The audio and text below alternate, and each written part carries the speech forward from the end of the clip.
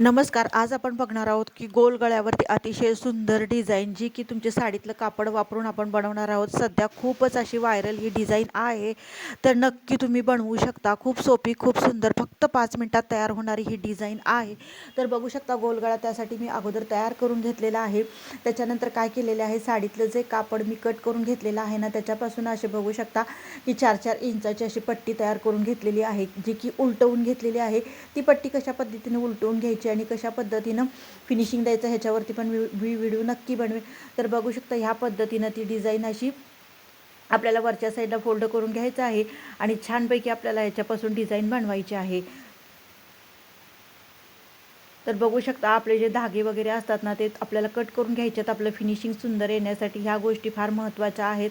तर डिझाईन करतानाच हे धागे आपल्याला कट करून घ्यायचे आहेत. त्याच्यानंतर बघू शकता सर्व डिझाईन कशी झालेली आहे.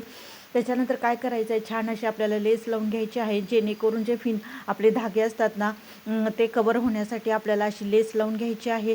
तुम्हाला हवी तर वेगळ्या डिझाईनची लेस पण तुम्ही लावून घेऊ शकता.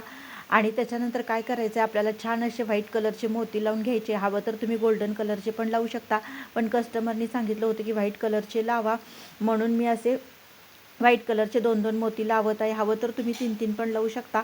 तर 2-2 हे मध्ये मी मोती लावलेले आहेत. तर बघू शकता किती सुंदर, किती छान डिझाईन ही तयार झालेली आहे. खूप कमी वेळेमध्ये ही डिझाईन आपली बनती.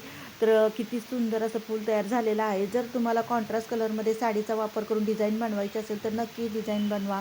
चला बाय, भेटूया नेक्स्ट